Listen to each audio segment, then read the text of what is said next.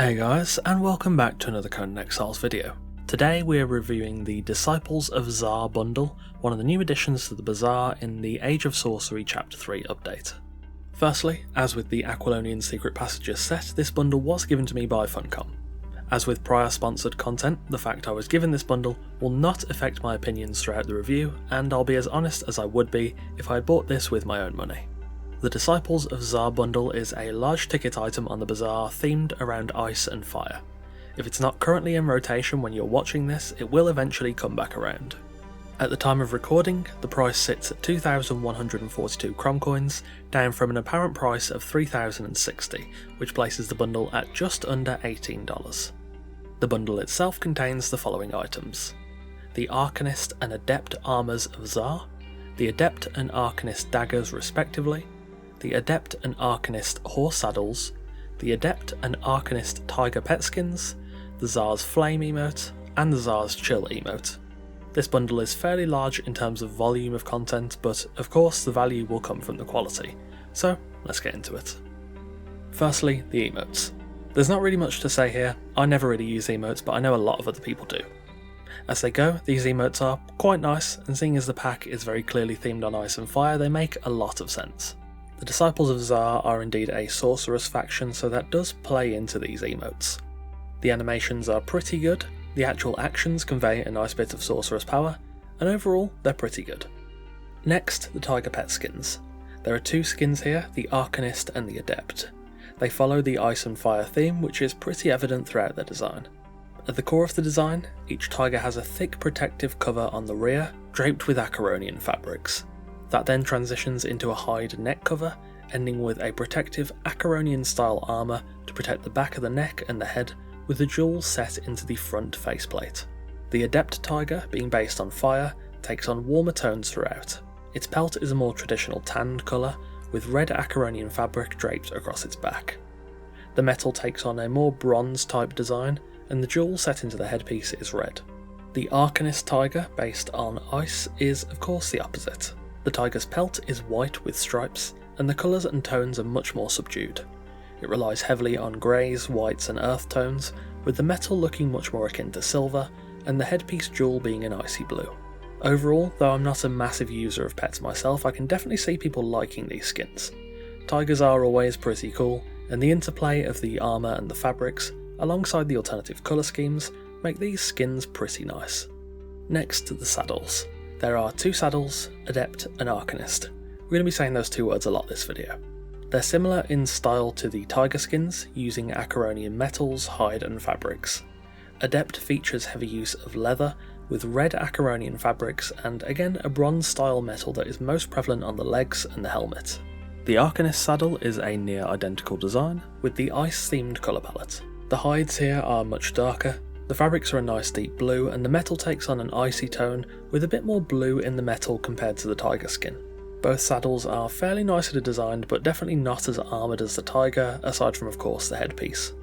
There are some nice details too, like some metal accents, the stitching, and a nice imprinted insignia on either side of the saddle seat. Overall, these are some pretty nice horse skins. I think the Adept one is slightly more flexible thematically, but both saddles are indeed pretty nicely designed and well coloured. It cuts a nice balance between style and not being too over-designed, and overall, I think the saddles are quite good. Next, the daggers. There are two versions of these daggers, and you'll never guess it, they are Arcanist and Adept. They're available in regular and epic level 60 versions, and are statistically pretty much the same. They are of course agility based weapons, and their special effect is bleed, and they perform pretty much as you'd expect daggers would. Stylistically, the design is pretty nice. They are fairly short, with an Acaronian style handle and pommel, leading into a small jewelled crossguard. The blade starts straight and then curves outwards in a slight S shape, including 3 diamond holes in the blade, a right angle segment, and an outwards curve on the cutting edge coming towards a curved point. Much like the previous skins, they again take the theme of fire and ice. The Arcanist dagger is a very cold steel design. It's very desaturated, aside from of course the icy blue gem in the crossguard. The Adept dagger is a little bit more colourful, using bronze and earthen tones, with the steel on the blade looking a bit more weathered. The jewel in the crossguard is, of course, a deep red. Overall, these daggers are fairly nice. They're not as flashy as some others, and to a degree I feel like it might have been a slightly missed opportunity to create something a bit more extravagant and that more feels sorcerous. Overall though, they're not bad at all, there's nothing wrong with them, but I do just think they could have been adjusted a little bit more to better show the design and lore of the Disciples of Zar. And finally, the armours. Again, there are two sets, Arcanist and Adept. Much like everything else we've seen, they are again themed on fire and ice, and they all fit that motif very well. The armour fits pretty much the same on both males and females. It's designed using leather, fabrics and metal. Like many other sorcery-based armours, the set has a very clear Acheronian influence.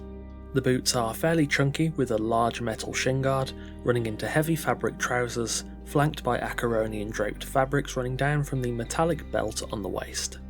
On the upper half, a fabric undershirt is covered by what seems to be a hide tunic, which is then covered again by a metallic chestplate with a jewel at the centre. The undershirt extends out to the elbows, and finally the outfit culminates in a wide-set hood with an Acheronian trim, and a full face mask with open eyes and a small mouth cutout. Of course, by now you know what to expect. The Adept set is based on fire, using warmer earth tones, bronze metal and red accents. The Arcanist set is much colder, using blue, grey and more neutral tones with deep blue accents. Both sets are statistically identical. They're available in both regular and epic variety, and they're classed as heavy armour, with identical armour values to the base game heavy set. It comes with a 4% follower damage bonus and a plus 5% to concussive damage. Of course, I always check how dyes perform.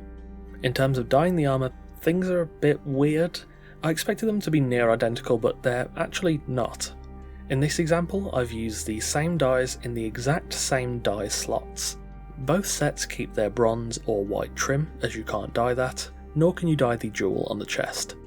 Tonality is fairly accurate across the board aside from some minor differences and changes, but the dye zones behave differently between the different sets even though they are pretty much identical in design. That is unusual, though it may offer you slightly more control depending on what you're looking for. The Arcanist set is definitely a bit cleaner to dye than the Adept set in my opinion. At first I kinda disliked this and how the dyes behave, but over the course of this video it's kind of grown on me and I actually kind of like how it looks. Overall, the armour sets are very nice. They cut a fine balance between being entirely sorcerous and of course being practical, with a nice stylistic mix of hides, metals and fabrics. The set is overall well designed, though some elements like the central chest piece are a bit flat, especially around the jewel. The mask and the hood are also a very nice stylistic choice that I'm a big fan of, though I do wish it covered the neck and shaded the face a bit more to make the set a bit more intimidating. As we just mentioned, the armour is unusual in how it takes dyes, but in a strange way, I like it. Overall, pretty nicely designed with only a couple of negative points. Something else relevant to this set is the lore behind it, so I thought I'd quickly cover that before we give it a final rating. After sorcery reaches the Exiled Lands, the Disciples of Zar showed up. They're a group of mercenary sorcerers, specialising in harnessing the elements under the training of a mysterious demon. They're a strange group with questionable loyalties and intentions. The Disciples are split into two classes, the Adepts hailing from the north, and the Arcanists from the south. So, the final opinion on the Disciples of Zar bundle. Well, I think this bundle does a lot of things right. There's a very clear theme and idea present throughout the set, and whilst all the individual parts work well enough on their own, they're very clearly designed as a cohesive piece of work. There's a very clear theme and idea present throughout the set, and whilst all of the individual parts work well enough on their own, they're very clearly designed to all work together. That, along with the consistent design elements, creates a really cohesive feeling and idea behind the bundle, which helps to ground it in the world of Conan Exiles and make it feel like it represents a group that has a distinct character and culture, rather than just some random armour and some cosmetics. Now, is the bundle worth the price? For me, no. The bundle does contain a good chunk of content, and if you really like these designs and the premise of the Disciples of Zar, then I could easily see how you'd be enticed by it. However, as with most of my previous reviews, the issue lies in the pricing. To me, this is maybe a $10 to $12 set. The quality of the items included is quite good, the backstory is cohesive, and all of the parts of the bundle work together well. With a creative idea for a base, this bundle could easily be the foundation of an entire character for roleplay or PvE. However, to be honest, nearly $18 is just too high for my liking. I hate to harp on this same point in every Bazaar review, but it's important to state. If this set was again closer to $10 or $12, I would absolutely recommend it. There's a good amount of content, but for a price as steep as $18, I'd want to see extra decorations and placeables to further build on the theme of the Disciples and make this set worth that price point. Overall, if you really like this set, then it might be worth it for you, but I can't recommend it as general purpose for people that don't absolutely love it, mostly due to the price point. Again, if this set was around $10 or $12, this would be so much easier to recommend, and I'd like to think that they'd probably sell a lot more of them. Thanks for watching. As always, I'm interested to hear what you guys think of this set in the comments. I think it works really well as a bundle, and the constant theme and design elements running throughout the set is very nice. There's clearly been a lot of effort that's gone into it, but I think many of you will likely agree that the pricing, like other offerings in the Bazaar, is just too high. As always, a massive thanks to our wonderful esteemed coffee cultists for continuing to support the channel over on Patreon. Again, thanks for watching, take care, and I'll see you soon.